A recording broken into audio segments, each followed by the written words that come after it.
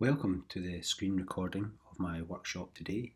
My name is Martin Pates. I'm the Director of Sport and Head of Physical Education at Nord Anglia International School. Today my workshop is on interview techniques for international teaching posts, and I have two aims. The first one is to give some practical tips on the interview process. I know that when we use the word interview, it can be quite daunting, and the whole process can be quite daunting. So I have some tips to share with you that I've gained through my experience of the interview process over the last 20 years. I would also like to try and enhance the structure of your interview answers.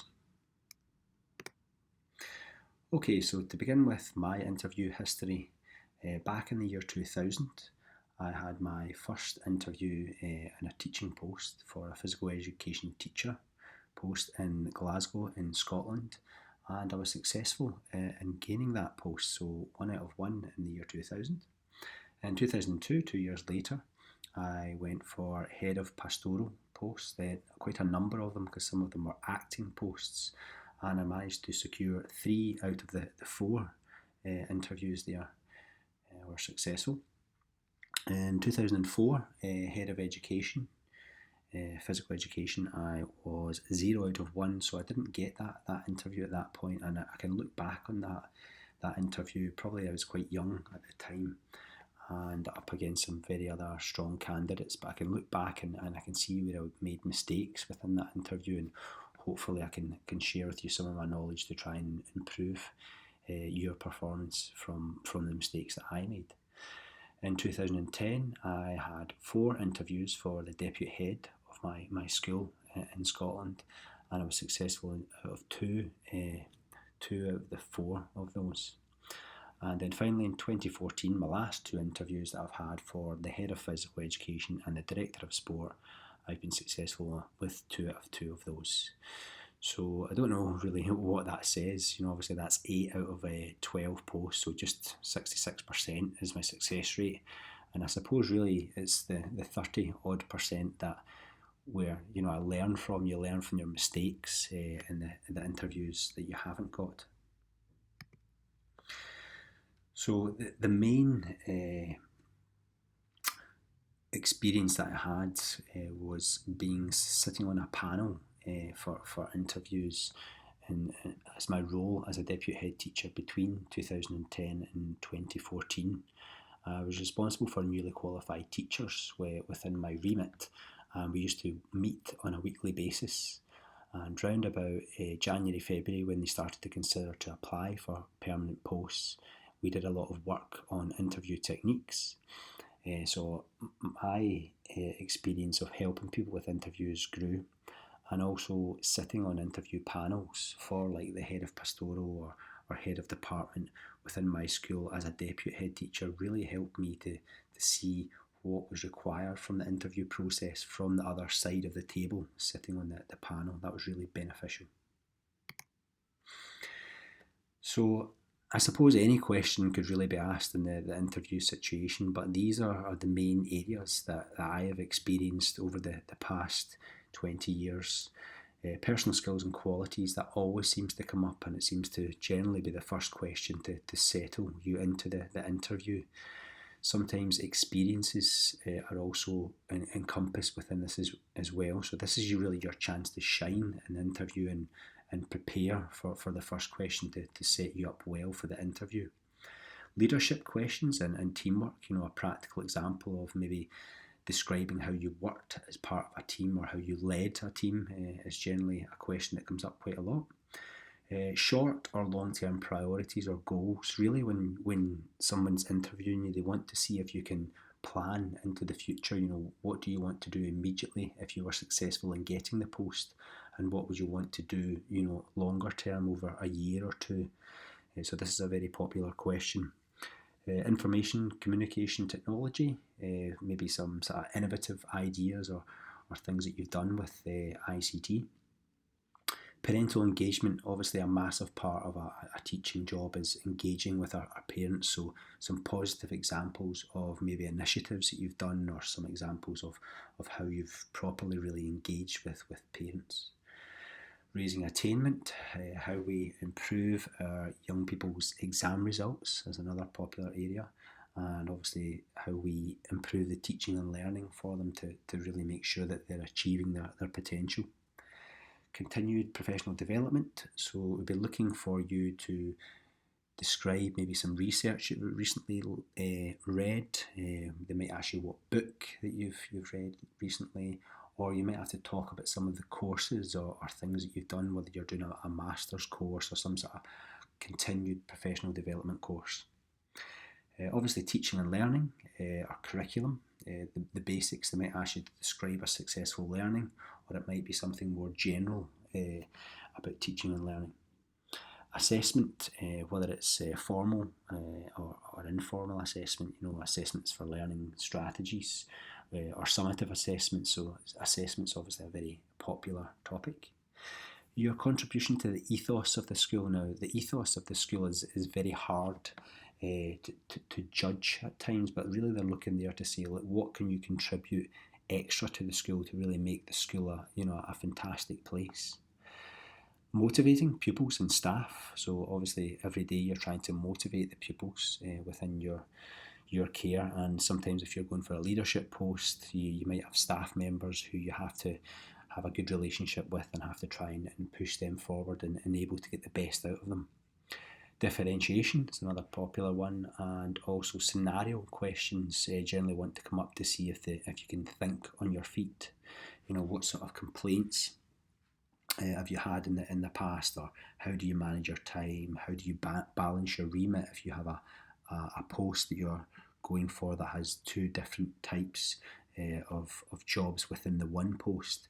How can you balance that out? Child protection, pupils underachieving, so there could be several areas within that there.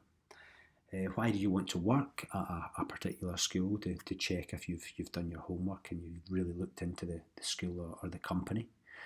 And values and principles as well. So what do you really believe about things? That's a popular question nowadays to see really what do you believe or think from within on certain topic areas.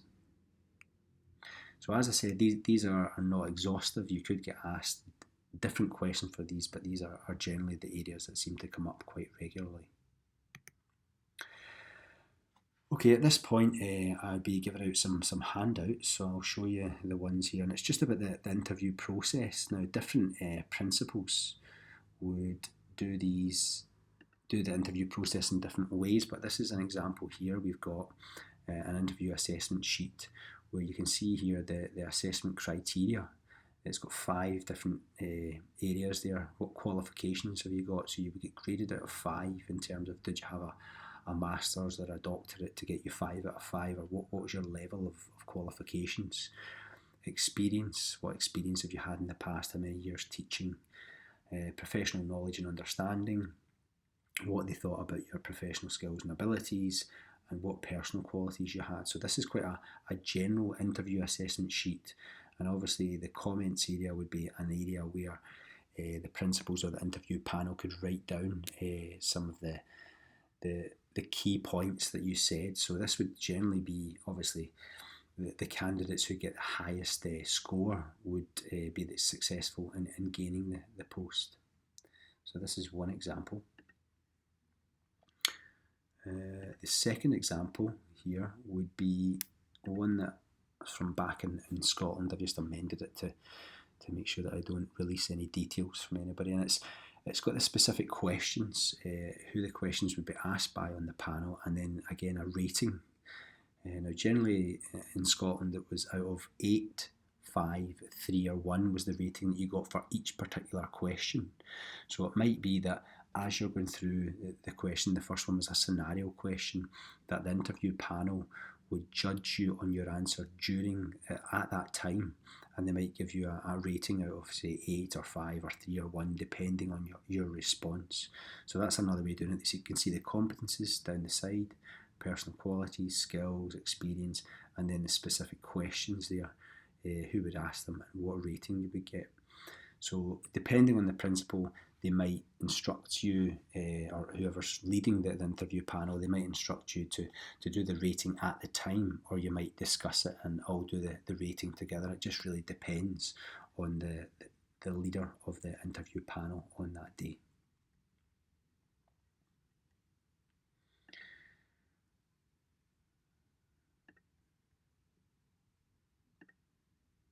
Okay. So we're going to move on just now and talk about possible answering frames now. This was a couple of techniques that I learned along the years in terms of when I really sat down for my first few interviews. I thought, how am I going to speak for any length of time? You know, it made me quite nervous in terms of, you know, how could I structure my answers or find out a way that allowed me to speak for 4 or 5 minutes. One of the techniques that I've used over the years is to use the mental image of a school building.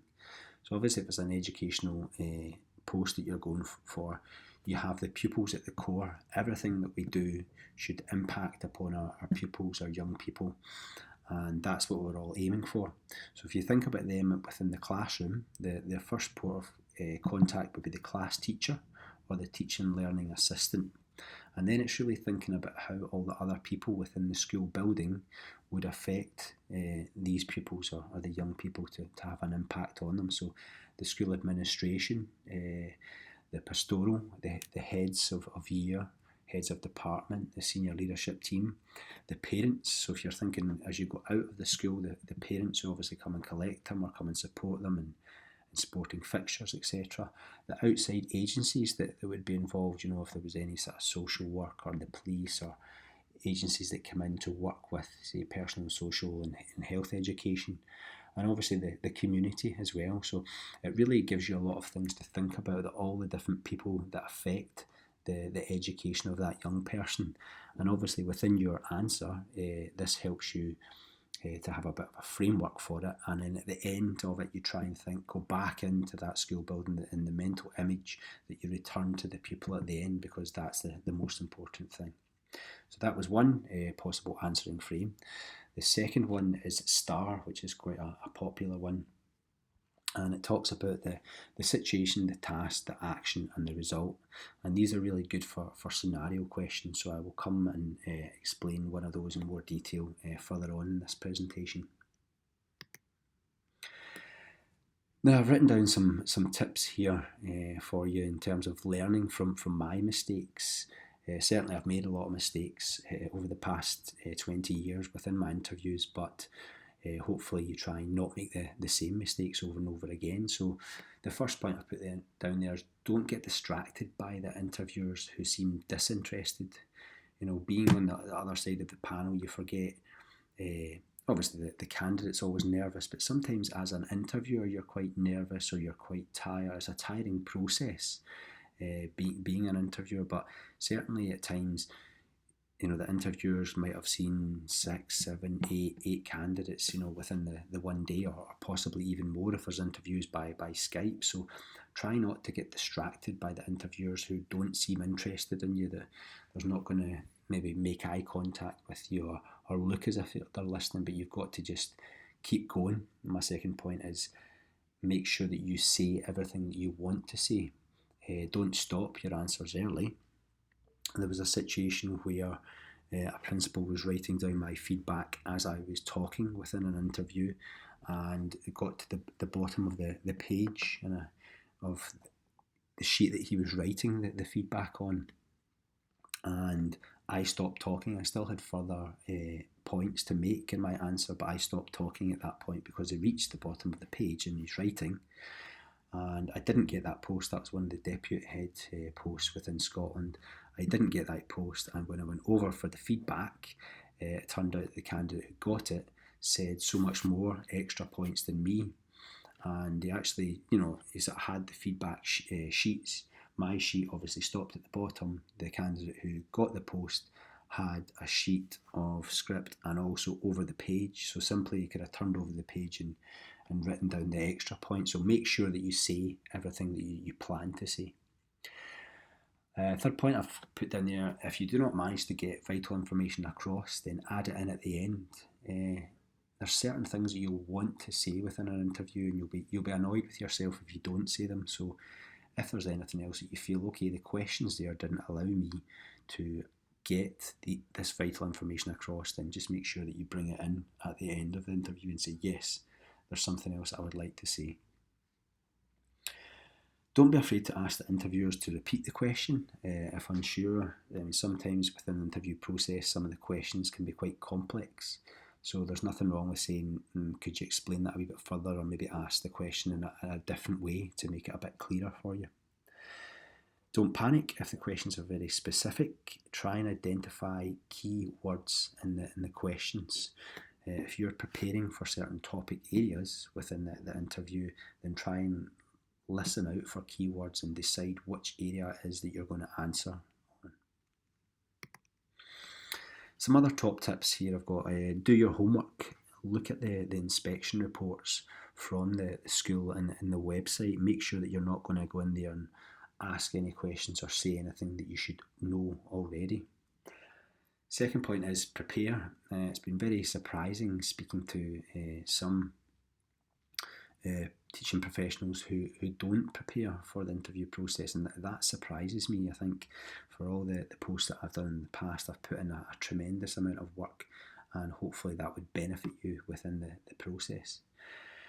Third point down I've got there is sell yourself. It's really important. The panel are not going to know exactly who you are, remember everything from your CV. You have to just go in there thinking that they don't really know anything about you, and obviously it's quite difficult against like human nature that we don't always sell ourselves and say that the fantastic things that we're doing, but that's very important within the process. Practice speaking your answers out loud. This is very important. You could read your notes and the revision that you've done for an interview, but unless you speak the answers out loud, which is the same technique you would use in an interview, then you might find it difficult to actually flow with your words when you actually reach the interview. Now I would say aim for roughly 5 minutes per answer. You don't want your answers to be too short and to go away not getting enough detail, but also at the same time try not to go on too long because again, maybe some of the interviewers will get turned off if you go into your first answers 15 or 20 minutes and you go off at different tangents. So I would say roughly 5 minutes per answer would be appropriate. Arrange a mock interview. Now these can be quite daunting, especially if you're doing them with friends or colleagues from your own school, but it's really a vital process for you to go through in terms of, again, making mistakes or areas that you need to improve upon. And certainly if there's something that you forget to say in your mock interview, you won't forget to say it in the real interview, possibly the day or the week after. So try and arrange mock interviews if you can with 2 or 3 colleagues from within your school. One of the best tips that someone ever gave me was to use the water in the interview. There'll always be water, a jug and a cup. And it's amazing, like at times when you go into an interview, how nervous that you might feel. And your chain of thought sometimes goes when you're talking for any length of time, and using the water to just have a break, just to fill up the cup and to have a break, and it gives the interviewers a bit of a respite in terms of maybe what they're writing down, and it allows you to get your chain of thought going again. So I would definitely try and use that if you can, as long as you're not too nervous and your hands shaking with the water. And finally, I've got down here, ensure you get your USPs, your unique selling points across. What do you want the interviewers to know about you? If there's 3 or 4 things, what things do you think it's vital that they understand about you in aiming for this post? So at this point within the workshop, I would ask you to identify your 4 unique selling points that you would be really annoyed with if you forgot to mention them in an interview. It's surprising how many people I speak to after they've had an interview and they say, oh, I didn't say this, I didn't mention that I'm currently doing a master's. And it's noting down these unique selling points and making sure that you get these across no matter what the questions are. You have to ensure that the interview panel hear your 3 or 4 unique selling points.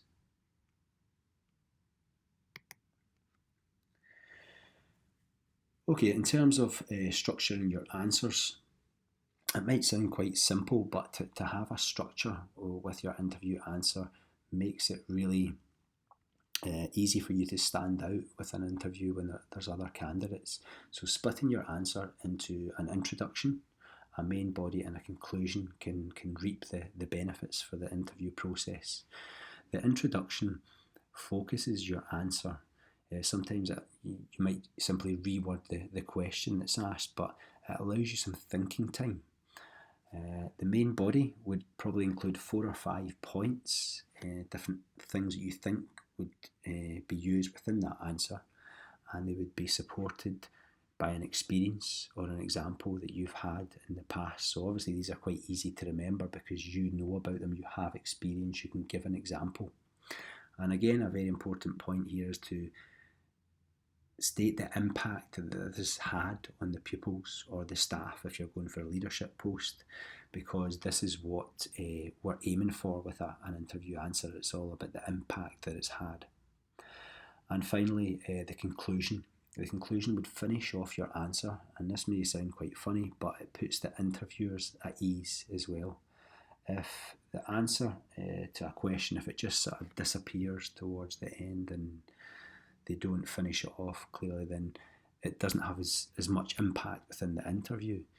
And also, if someone just says, so in conclusion, I believe that, it just shows that you have thought about the structure of your answer as well. So a conclusion is very important.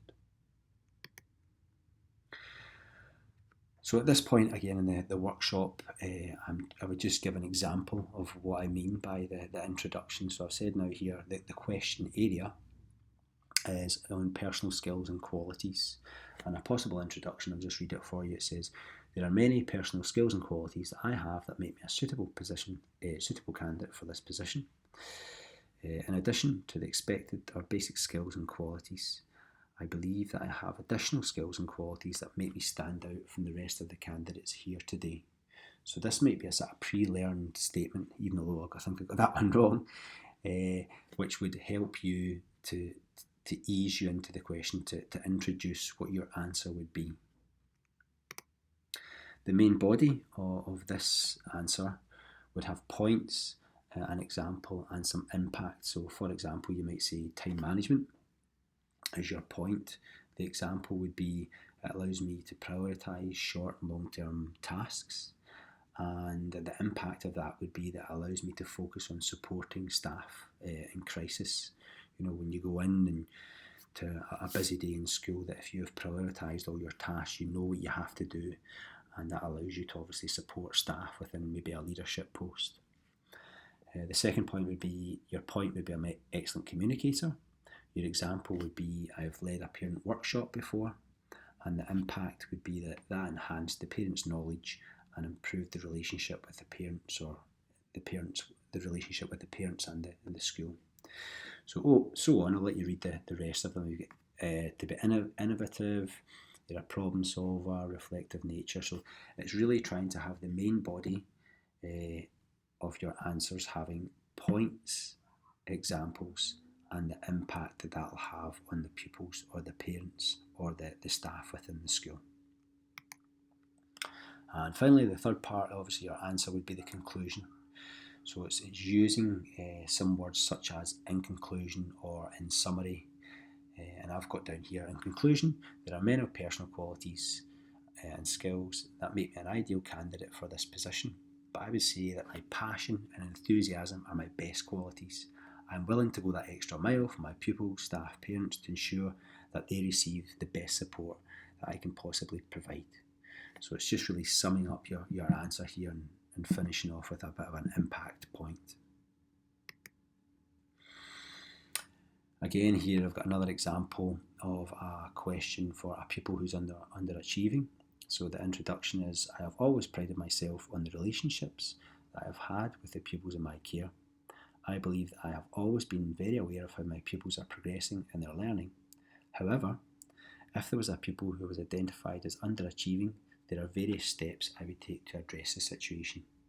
So again, within your introduction, if you've planned for this question, you've said something positive in there. It's a negative situation where that a pupil's underachieving, and you've started off your introduction with something positive, saying that you're aware of how your pupils are progressing in your class because you're very dedicated in your post. So this would set you up for the main body of the answer. And for the main body here, you could use the STAR, the situation, task, action and result technique, the answering frame that I mentioned earlier.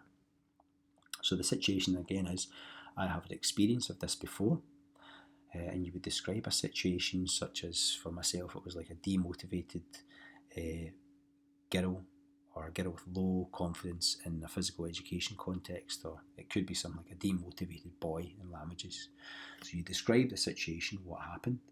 The task would be to identify reasons for underachievement. What were the reasons? What were the positives that you could build upon? And how could you improve communication with everybody that was involved with that pupil or that situation? The action would be obviously to liaise with the pastoral staff, the parents, the support for learning, additional support needs, give them regular praise, encouragement, you'd set clear and realistic targets, and obviously you'd return to that on a regular basis with an evaluation. So the result would be describe the improvements with enthusiasm, mention the cycle of monitoring the situation. So that's the STAR method there. Again, the conclusion sounds repetitive, but saying it. In conclusion, the two most important points in terms of identifying and resolving underachievement are early identification and the continual monitoring of progress. If I was successful in gaining this post, I would ensure that I was proactive in ensuring that I was rigorous in identifying underachievement and that I continually monitored how my pupils were progressing. So again, you might not get that word for word in how you learn and prepare for that answer, but as long as you got down, in conclusion, the most important point is, it would again just put the interviewers at ease and make them aware that you are finishing your answer.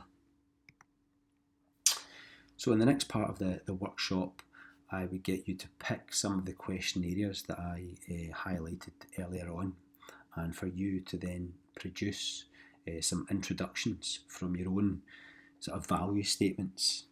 At the same time, then you would put your main body, your 4 or 5 points, give examples from your own experience and the impact that the impact that you would finally have with the situation, and a conclusion as well. I would also get you to do a scenario question, whether it might be something to do with, I don't know, child protection or a complaint from a parent. Again, do your introduction, use the STAR technique, situation, task, action, result, and finally to give a conclusion.